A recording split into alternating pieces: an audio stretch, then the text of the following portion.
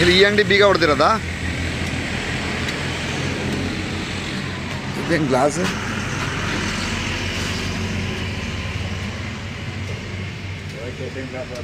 ಇಲ್ಲ ಬೀಗ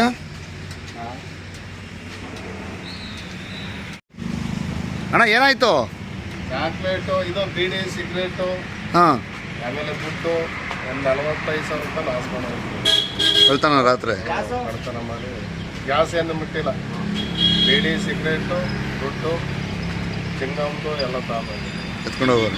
ಸಿಲಿಂಡ್ರು ಆ ಥರದ್ದು ಏನಾದ್ರು ತೊಗೊಂಡವ್ರು? ಸಿಲಿಂಡರ್ ಕಳ್ತನ ಇಲ್ಲ. ಗುಡ್ಕಾ ಐಟಮ್ಸ್ ಮಾತ್ರ. ಐಟಮು ಹಿಮಾಲು, ಸೂಪರು, ಚೈನಕನಿ, ಹನ್ಸು, ಹಾಂ, ಸಿಗ್ರೇಟ್ ಒಂದು ಕಿಂಗು, ಸಿಗ್ರೇಟ್ ಒಂದು 50 ಕಿಂಗು, ಹಾಂ, 20 ಪ್ಯಾಕು, ಫ್ಲಾಸು, ಸ್ಮಾಲ್ ಒಂದು 40 ಪ್ಯಾಕು, ಆಮೇಲೆ ಪ್ಲೇಯರ್ ಸಿಗ್ರೇಟು ಎಲ್ಲ. ಕ್ಯಾಶ್ ಇತ್ತಾ? ಗ್ಯಾಸಲ್ಲಿ ಒಂದು 5,000 ದುಡ್ಡು, ಆಮೇಲೆ ಸಪ್ರೇಟ್ ಒಂದು 5,000 ಇತ್ತು, ಒಟ್ಟಿಗೆ ಒಂದು 15,000 ಗ್ಯಾಸ್ ಇತ್ತು.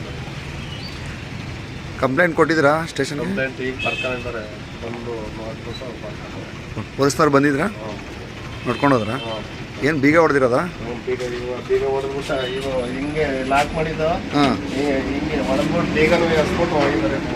ಬೀಗ ನೀವು ತಗೊಂಡೋಗಾರಾ? ಬೀಗ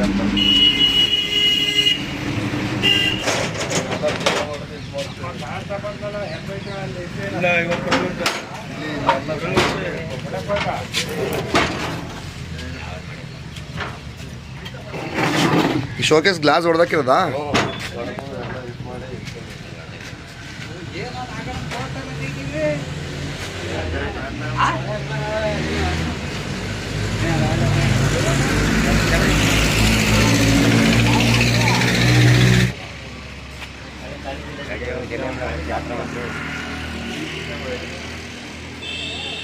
ಅಣ್ಣ ಯಾರ ಮೇಲಾರು ಅನುಮಾನ ಆಯ್ತಾ? ಅನುಮಾನ ನೋಡೋಣ, ಸ್ವಲ್ಪ ತಿಳ್ಕೊಂಬಿಟ್ಟು ಅನುಮಾನ ಇದ್ರೆ ಕಂಪ್ಲೇಂಟ್ ಕೊಡಲ್ಲ ಅವ್ರ ಮೇಲೆ. ಅದ್ರ ಮೇಲೆ ನೋಡೋಣ, ಇದೆ ನೋಡೋಣ, ತಿಳ್ಕೊಂಬಿಟ್ಟು ಯಾರಿಗೂ ದುಡ್ಡು ಐತೆ ಅಂತ ಹೇಳಿದ್ದು ಆ ಥರದ್ದು ಈ ಐಟಮ್ಸ್ ಎಲ್ಲ ತಂದು ಇಟ್ಟಿರೋದೆಲ್ಲ ನೋಡಿರ್ತಾರಲ್ಲ. ಸ್ವಲ್ಪ ಅನುಮಾನ ಕ್ಲಿಯರ್ ಆಗಬೇಕು. ಎಲ್ಲ ಸುಮ್ಮನೆ ಇದು ಮಾಡೋಕ್ಕಾಗಲ್ಲ.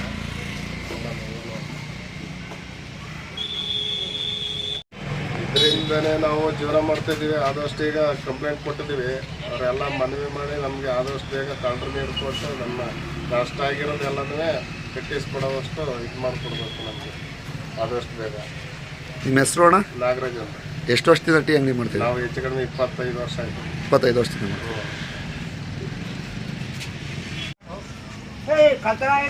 ಅಂಗಡಿ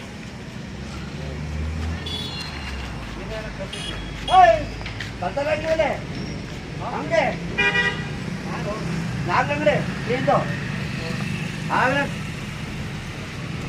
ಮಾತಾಡ್ತಾನೆ 14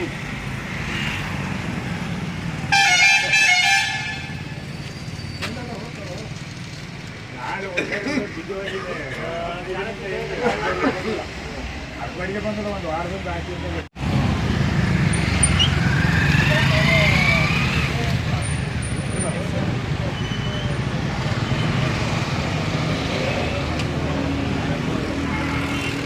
ಎಲ್ಲಿ ಬಂದು ಕರ್ಕೊಂಡ್ಬರ್ತಾನೆ. ಫಸ್ಟು 15 ದಿನದಲ್ಲಿ ಬೀಗ ಇದು ಮಾಡಿದ್ರು, ಬೀಗ ಮುರಿದು ಹಂಗೆ ಹೋಗಿದ್ರು. ಈಗ ಇದನ್ನೇ ಬೀಗ ಮುರಿದು ಹೋಗಿದ್ರು. ಆಯ್ತು ಸಾಮಾನ್ಯ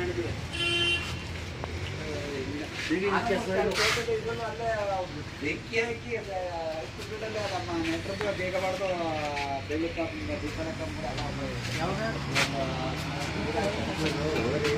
ಬಾಕಿ ಬೆಂಕಿ ಹಾಕಿ ಬೀಗ ತೆಗೆದವ್ರೆ. ಯಾವ ತಿಂಗಳ ಬರೋದು ನೋಡ್ತಾನೆ ಮಾಡಿದ್ರು.